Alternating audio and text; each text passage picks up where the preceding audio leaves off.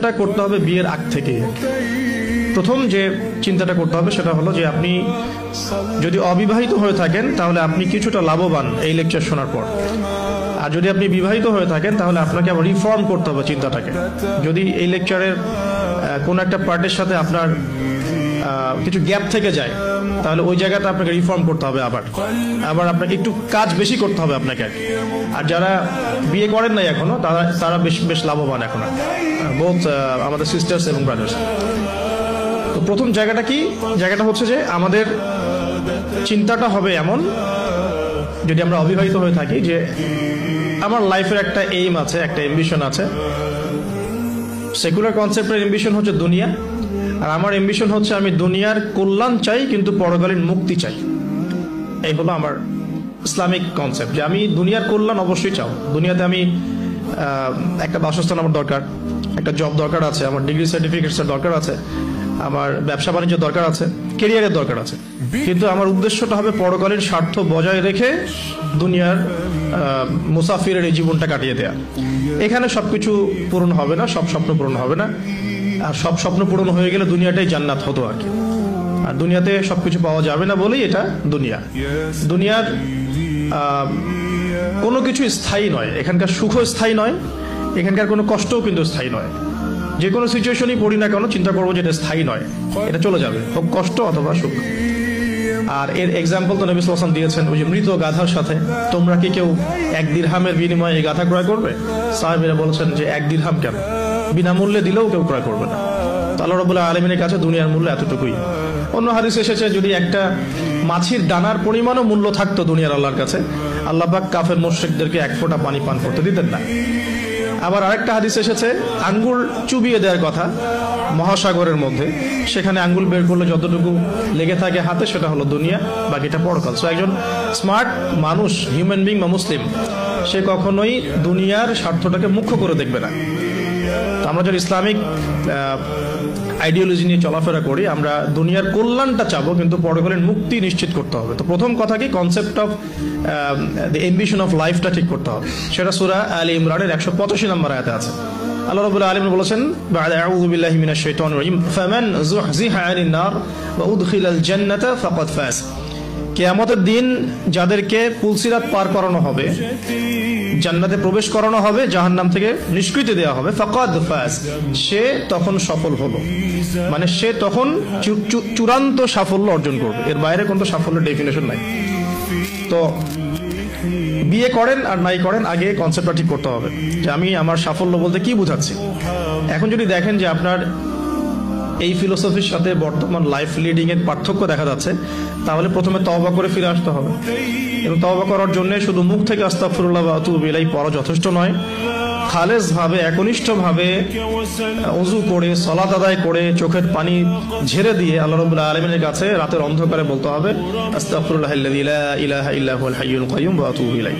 অথবা আল্লাহুম্মা আনতা রাব্বী লা ইলাহা ইল্লা আনতা খালাকতানি আনা আবদুক ওয়া আনা আলা আহদিক ওয়া ওয়া'দিকা মাস্তাতা'তু আউযু বিকা মিন শাররি মা সানা'তু আবুউ লাক বিনি'মাতিকা আলাইয়া ওয়া আবুউ বিযানবি ফাগফিরলি ফাইন্নাহু লা ইয়াগফিরুয যুনুবা ইল্লা আনতা। এখন তো প্রোটেস্ট্যান্ট ভার্সনের যুগ, এই কারণে আধ্যাত্মিকত্ব, মারেফত এগুলো মানুষ খুব একটা বোঝে না। এই কারণেই আলী রাদিয়াল্লাহু আনহুর একটা কথা পড়ে আসলাম, সেটা হচ্ছে তিনি বলছেন, তাকে বলা হচ্ছে শেষ জীবনে গিয়ে যে আপনার কি কোনো কষ্ট আছে জীবনে? আপনার কি জীবনে কোনো কষ্ট আছে? কারণ তার জীবনটা কিন্তু ঈর্ষণীয় জীবন। মানে অন্যান্য সাহাবীরা হয়তো ইয়াং এজে গিয়ে ইসলাম কবুল করেছেন, ইসলামের জন্য অনেক খেদমত করেছেন, বাট আলী রাদিয়াল্লাহু আনহুর জীবনটা এমন যে তিনি একদম চাইল্ডহুড থেকে, ফ্রম দ্য ভেরি বিগিনিং, তিনি রাসূল সাল্লাল্লাহু আলাইহি ওয়াসাল্লামের একদম ডান পাশে ছিলেন। এমন কোনো ব্যাটল আপনি দেখবেন না, মানে আমি গাজওয়ার কথা বলছি, সারিয়া না, গাজওয়ার কথা বলছি, যে আলী রাদিয়াল্লাহু আনহুর পাশে নাই, এমন কোনো গাজওয়া আপনি পাচ্ছেন না। এমনকি তিনি জ্ঞানে, আমলে, আধ্যাত্মিকত্বে একজন সমৃদ্ধ মানুষ ছিলেন। তাকেও শেষ বয়সে খারেজিদের হাতে নিহত হতে হয়েছে। তো তাকে বলা হচ্ছে আপনার কি কোনো কষ্ট আছে জীবনে? আলী রাদিয়াল্লাহু আনহু বলছেন যে আমার কষ্ট একটাই, কি আল্লাহ পাক আমাকে যে ইলম দিয়েছেন, রাসূল সাল্লাল্লাহু আলাইহি ওয়াসাল্লামের সোহবতে থেকে আমি যে মারেফত অর্জন করেছি, মানে আধ্যাত্মিকত্ব অর্জন করেছি, এটা বিতরণ করার মতো উপযুক্ত কোনো পাত্র পেলাম না। তার মানে প্রোটেস্ট্যান্ট ভার্সনে শরীয়ত আপনাকে শুধু হুকুম আহকাম দিচ্ছে না, এটা করতে হবে এটা করতে হবে না, এর ভিতরে রিজনগুলো কি, এর ভিতরে মারফতগুলো কি, আধ্যাত্মিকত্বের বিষয়গুলো কি, সেগুলো কিন্তু সবাই বুঝবে না। এই কারণে আসলে মারফতের কথাগুলো সবার সামনে বলাও ঠিক না, হয়তো জাহেলরা সেগুলো বুঝতে পারবে না। আসুন যেখান থেকে আলোচনা শুরু করেছি ওখানে ফিরে যাই, যে আমরা আমাদের লাইফের এইমটাকে ঠিক করে তওবা করে ফিরে আসবো। তওবা করে ফিরে আসলে পরে শুধু প্রোটেস্ট্যান্ট ভার্সনে মুখে মুখে আস্তাগফিরুল্লাহ পড়াটা যথেষ্ট না, মন থেকে ফিল করতে হবে এবং জীবনের যে পাপগুলো আমি করে এসেছি এগুলোকে রিকভার করতে হবে। যদি আপনি জিনা করে থাকেন, ছেড়ে দিয়ে ফিরে আসতে হবে, সারা জীবন আমল করে প্রমাণ করতে হবে যে আপনি আল্লাহ পাকের অনুগত বান্দা, শুধু মুখে বলা যথেষ্ট নয়। আপনি মাদক সেবন করে থাকেন, তওবা করে ফিরে আসতে হবে, এসে আল্লাহর কাছে প্রমাণ করতে হবে যে হ্যাঁ আমি আল্লাহ তুমি আমাকে চান্সটা দিয়েছো, আমি এটাকে হেলায় নষ্ট করব না, আমি নিজেকে তোমার কাছে প্রমাণ করে দেবো ইনশাআল্লাহ যে আমি তোমার বান্দা। এভাবে প্রত্যেকটা পাপ, সুদ খেয়েছেন, অন্যের সম্পদ আত্মসাৎ করেছেন, হারাম টাকা থাকলে ফেরত দিতে হবে, আত্মসাৎ করে থাকলে ফেরত দিতে হবে, ঠিক আছে, অন্যের হক নষ্ট করলে সেটা ফেরত দিতে হবে। মুখলেস ভাবে তাওবাতুন নাসুহা মানে কি? একনিষ্ঠভাবে তওবা করা, ওই পাপ ছেড়ে দেয়া, ভবিষ্যতে সেই পাপের পুনরাবৃত্তি না করা। ইনকেস যদি হয়েও যায় তাহলে আবার 2 রাকাত নামাজ পড়ে আবার আল্লাহকে বলা, রব্বি ইন্নী আযনাবা যামবান আখরা ফাগফিরলি, হে আল্লাহ আমি আবার সেই গুনাহ করে ফেলেছি, আমাকে মাফ করে দাও। সো তওবাটা খুব important. Both sisters and brothers সবাইকে বলছি যে আমরা সবাই পাপী, প্রত্যেকদিন মিনিমাম 100 বার করে তওবা করার অভ্যাস গড়ে তুলতে হবে এবং এটাকে ফিল করা। আমি বারবার বলি ইহসানের সাথে, এখনকার ইবাদত বন্দেগীর মধ্যে ইহসান নাই, সবার নাই, খুব অল্প কিছু মানুষের আছে। ইহসান হচ্ছে আনতা'বুদাল্লাহা কাআন্নাকা তারাহ, তুমি এমন ভাবে আল্লাহর ইবাদত করবে যেন তুমি আল্লাহকে দেখতে পারছো। ওয়া ইল্লাম তাকুন তারাহু ফাইন্নাহু ইয়ারাক, তুমি যদি আল্লাহকে দেখতে না পাও বিশ্বাস রাখবে, জেনে রাখবে যে আল্লাহ পাক তোমাকে দেখছেন। এই মারিফত নিয়ে সবাই ইবাদত করছে না। যদি করতোই তাহলে নামাজ পড়ে বের হয়ে আবার সুদ খেতে পারতো না। যদি মানুষ এটাই করতো তাহলে তাহাজ্জুদ পড়ে আবার সকালবেলা কি গার্লফ্রেন্ড বয়ফ্রেন্ড ডেটিং করতে যেতে পারে নাই। তো মারিফতের ঘাটতি আছে। আর মারিফত অর্জন হয় কখন? যখন আল্লাহ নূর কলবে আসে। আল্লাহ নূর কখন কলবে আসে? যখন হৃদয়টা পরিচ্ছন্ন হয়। যে হৃদয়ের মধ্যে হিংসা, বিদ্বেষ, অহংকার, পরশ্রী কাতরতা আছে, সেখানে আল্লাহ নূর আসার কোনো প্রশ্নই ওঠে না। যেখানে আল্লাহ নূর নাই সে আলো দেখবে কিভাবে? সে অন্ধকারের পথ চলবে কিভাবে? সে কিভাবে ঘ্রাণ পাবে? ঘ্রাণ পাওয়ার তো প্রশ্নই ওঠে না, কারণ কলবে তো নূর নাই। আল্লাহ পাক তো সবাইকে সবকিছু দিবেন না। তো এখন আসুন যে আমরা যদি তওবা করে ফিরে আসতে পারি, এখন আমি আমার লাইফটাকে গুছিয়ে নিব। লাইফটা গুছাতে গেলে আমার লাগবে এডুকেশন। এখন আমার এডুকেশন সেক্টর যেটাই হোক, আমাকে ইসলামিক এডুকেশন আবার শিখতে হবে। এর বেসিক যে সিলেবাসটা আছে এটা আমাকে কভার করতে হবে। কিভাবে করবেন এটা আপনার চ্যালেঞ্জ। এটা আপনি মাদ্রাসায় করতে পারেন, আপনি ইসলামিক ইউনিভার্সিটিসগুলোতেও পড়তে পারেন, বা আপনার যে সেকুলার ইনস্টিটিউশনে পড়ছেন সেখানে পড়েও প্রাইভেটলি যে কোনোভাবে হোক আপনাকে এটা কভার করতে হবে। এটা আপনার চ্যালেঞ্জ। এটা কিভাবে বাস্তবায়ন করবেন সেটা সিচুয়েশন ডিফার করবে, মানুষের সবার একরকম হবে না। দ্বিতীয়টা হচ্ছে আমল বাড়িয়ে দেওয়া এবং সুন্নত নফলগুলোতে শক্ত পাবন্দ হওয়া, আর কি রাসূল সাল্লাল্লাহু আলাইহি ওয়াসাল্লামের সুন্নতে শক্ত পাবন্দি নিয়ে আসা, হালাল রিজিকের সোর্স ফর্ম করা, পাশাপাশি আপনার সৎ কাজের আদেশ করা, অসৎ কাজে নিষেধ করা, দাওয়াতি কাজে সময় দেয়া, আল্লাহর রাস্তায় সময় দেয়া, দিনকে এগিয়ে নেওয়ার জন্য ছোট ছোট প্রকল্প প্রজেক্ট হাতে নিয়ে ইসলামের কল্যাণে কাজ করা।